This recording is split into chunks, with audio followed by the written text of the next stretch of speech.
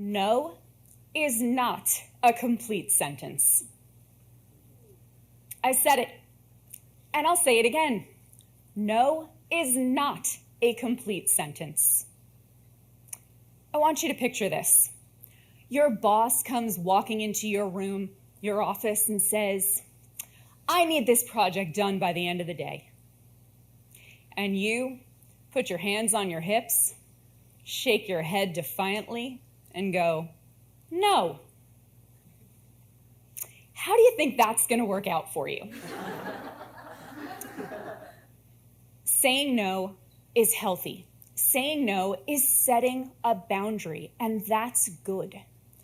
But setting a boundary and actually communicating it to another person, those are two entirely different beasts. Albert Mehrabian, the psychologist, said, it's not what you say, it's how you say it. Today, you are going to learn how to say no without burning bridges, and when it's okay to light the match.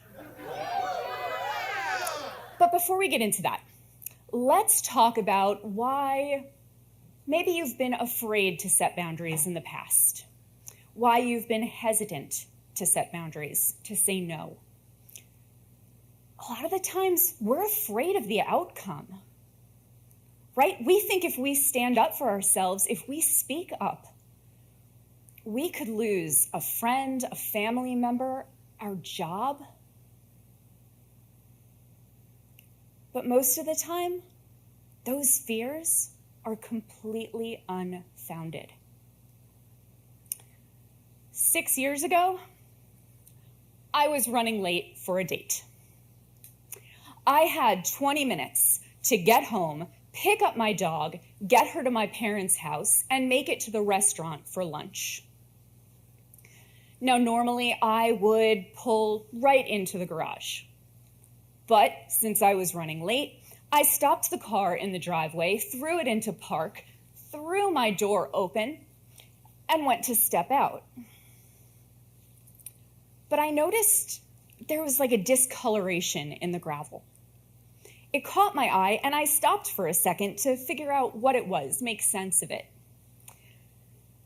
And that's when I noticed it was a giant spider. Now let me be very clear. I am a huge animal lover, but I do not love all animals. I come from a very long line of arachnophobes, and I would have rather there been a 600-pound bear standing on my driveway than a 5-inch spider. So I did what any arachnophobe would do. I ran screaming into my house. I hiked my 28-pound Beagle Lab mix over my shoulder, ran out, slammed the door, threw her into the car through the side passenger door, and climbed over her to get to the driver's side. I then peeled out of my driveway like the boogeyman himself was following me. I got to my parents' house, and as I'm getting the dogs situated, my stepmom, always helpful, says, Sheryl, what are you going to do if he's still there when you get home? What are you going to do if he's not? Spoiler alert. My date, not amused by my spider antics. And he didn't even offer to come to the house and take care of the spider, so he's not my husband. But I finish up at my parents' house, I bring my dog home, and I'm panicking the whole way home. I go into the driveway, pull into the garage, take the dog, shove her into the house, and I tiptoe over to the spider's last known whereabouts. He's still there. So I go into the house, I slam and lock the door because I don't know, spiders might be able to turn doorknobs. And I go and I perch by my front window and I watch for my neighbor to come home because she has got a 16-year-old and a 17-year-old, and someone in that family has to be less afraid of spiders than I am. I only have to wait 15 minutes, and they pull in. I go running out the door, closing it once again, doorknobs. And I run across the street and manage to get out. At which point they understand me. They come across the street with me. The son is ready to jump into action. The daughter is ready to film. So first he takes a stick and he throws it next to the spider. Nothing. Next, he takes off his flip-flop and he throws it directly at the spider. Nothing. Finally, he puts his flip-flop back on, goes over, and jumps with both feet directly on the spider. And nothing happens. Folks, that spider was rubber. I spent an entire day of my life, lost an entire day of my life, worried about a rubber spider. So I ask you, when it comes to setting and communicating healthy boundaries, when it comes to saying no, what's your rubber spider? Now, if you're like most people, you're afraid of what will happen. You could be reprimanded for speaking up. You could lose out on promotions. You could even be fired. But you see, if we believe that, we're buying into the fool's choice. Now, the fool's choice is a concept from the book Crucial Conversations. And it suggests that there's only two outcomes. We can either speak up, speak our mind, or we can keep a friend. When we look at that from the boundary standpoint, and truthfully, boundary conversations are some of the most crucial conversations you will ever have. High emotion, high stakes, opposing viewpoints. When we buy into this fool's choice, we suddenly say that we can either say no, stand up for ourselves, speak up, or we can keep a roof over our heads and keep our jobs.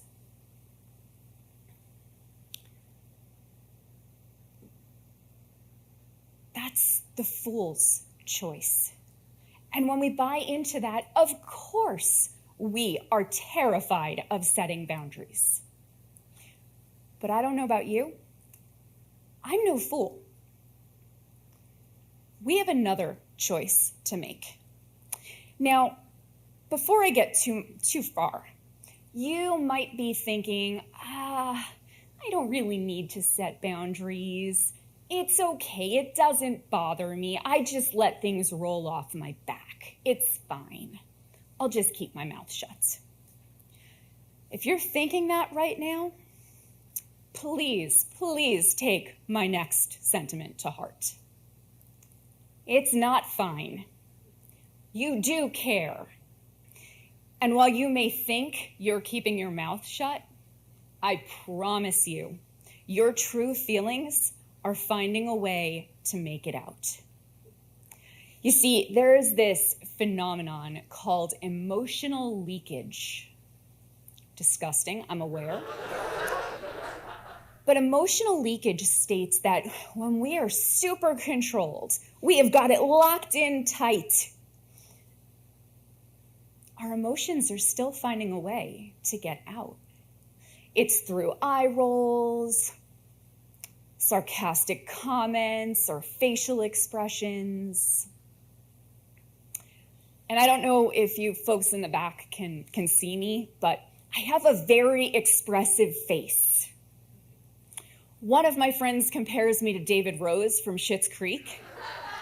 And another one believes that I am the direct descendant of Jim Henson's Muppets. Learning about emotional leakage was a very hard pill for me to swallow. But if I'm being honest with myself, I'm not hiding anything. So think about the last time that you didn't speak your mind. Did it come out another way? So now we're faced with a new choice. Do we learn how to communicate in a healthy, productive manner? Or do we let our emotions leak out like lava coming out of a volcano? Are you ready to learn how to say no without burning bridges? Awesome. All right, the first thing that we're gonna do is we're gonna dispel some old beliefs. We're gonna turn it on its head. No is not a sign of insubordination. It's an invitation to a conversation. No is not a sign of insubordination. It's an invitation to a conversation. When we look at setting a healthy boundary as the first step to actually improving our relationships, suddenly it's not so scary. We have killed the rubber spider. Now, the next thing we're going to do is we're going to learn the 3 C's of healthy boundary communication. First, we're going to be compassionate. Second, we're going to be clear. And third, we're going to be confident. Are you ready for a bonus C? Yay! All right, humans, we don't like change. Our brains are actually hardwired to resist and to fear change. The amygdala, we can thank that part of the brain because it readies us and identifies the fear we're facing. When you hear about the fight or flight response, that's the amygdala kicking in. So picture this. Your friend or your boss, they are used to coming to you for something, maybe everything. They know that when they need something, you are ready, eager, and waiting to jump into action. Until one day, you say no. Now put yourself in that other person's shoes for one moment. They were expecting that you would jump to it and be there for them, and now you're saying no.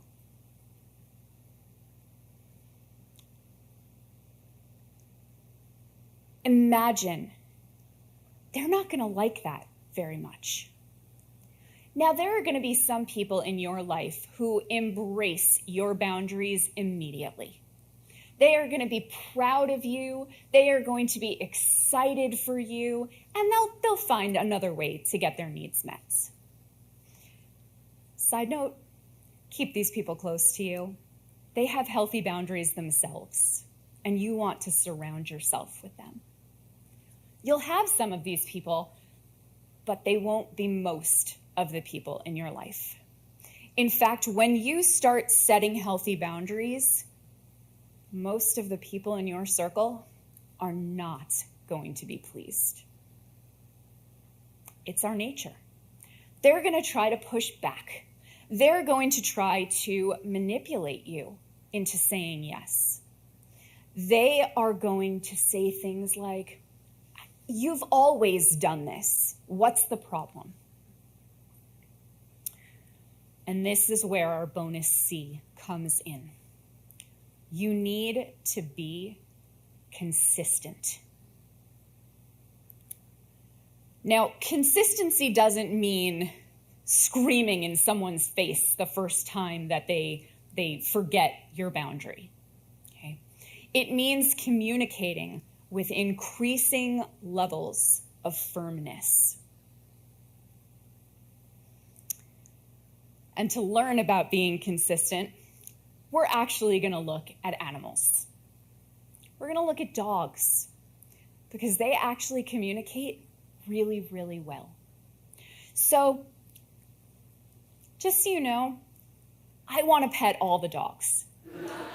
I actually have a tank top that says pet all the dogs. My husband, when he and I got married, he wrote into his vows that he promised to always alert me to all the dogs so I could pet them. But in reality, I can't pet all the dogs because they don't want to be pet. So think about this. You have a healthy, well-adjusted animal, and you approach. Now, if they don't want the contact, they're going to back up. They may even raise their hackles a little. Okay? This is letting you know, stop. Don't come any further. Hopefully you listen, but if you don't, you push back. You go further, you continue on. Well, now they might let out a low growl. They're very clearly telling you, back up. Do not cross, do not go. Never mind. They're being very clear with you, okay? But if you don't listen, well, now they're going to introduce consequences, okay? Now, when you move forward, they may growl, they may snap at you. They're letting you know, if you keep coming, I will bite you. And if you keep going, you do not heed their advice, well, you know what? You're probably going to get bit. They have communicated very clearly what their boundaries are, and you are disrespecting them. And truthfully, if you get bit, it's kind of your own fault at this point. Okay? Side note here, please do not go around growling or biting people. HR will be notified. You will no longer be invited to dinner parties. It's not going to end well. Okay? So we can learn from them, but let's not emulate them. All right, so here we've learned from dogs. How do we put this into our own boundary communications? Well, first, we actually have to communicate. Okay? Most people are not actually mind readers. So until you've told them that something is not okay, they don't know, and we can't expect them to. So the first thing is you're going to communicate, hey, you know what? I don't really like when you speak to me that way. Please stop. Hopefully they listen, but if they don't, we're going to get more firm. And we're going to say, you know, I told you I don't like when you speak to me that way. Stop it. If they continue to push back, to not do what we ask them to do, then we're going to throw in a consequence. Okay? And it's important to note that these consequences are more about what we will do than what will happen to the other person. Okay? Because there's only one person on this planet that we can control, and that's ourselves. Okay? So what we're saying is, if you do this, I will do this. And that looks like, you know, I've told you a few times, I don't like when you speak to me that way. If you keep it up, I'm going to leave. Okay, you're introducing the consequence. And if they still don't listen, here's the really important part. Follow through. If you set a boundary and they don't respect it and they push back on you, and instead of reinforcing, instead of being consistent, you go, oh, all right, okay, I guess it's fine. I guess I'll do it. I promise you, every boundary communication you have moving forward will be more difficult. So when you set a consequence, follow up. Follow through. Stand up from the conversation. Walk out of the room. Hang up the phone. Setting healthy boundaries doesn't have to be so scary. However, there will be those people in your life that do not respect you, that do not value you enough to embrace and accept your boundaries. And that's when it's okay to burn the bridge. Either those people don't belong in your life, or depending on the relationship, they just don't get the same access to you. Okay? Now I realize that it is challenging, especially when you don't have the verbiage, you don't have the words, you don't have the experience, which is why I created a how to say no cheat sheet, which gives you the words to start these conversations. And before we get to that, I would love to ask a favor. Please raise your hand if you got value out of today. Thank you.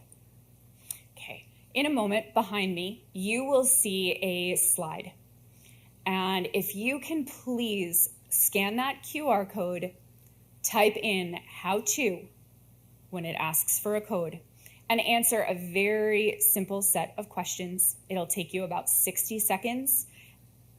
I love to hear what works and what doesn't, what helped you and what you could use more of. So I will step off for about 60 seconds if you can do that, and then we'll close up.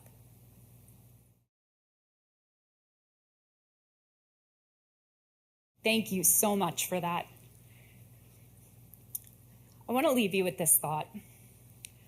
When someone who is close to us, or someone who impacts our career or our well-being, asks us to do something, it may be perfectly acceptable to say no, but there's a good chance it's not acceptable to just say no.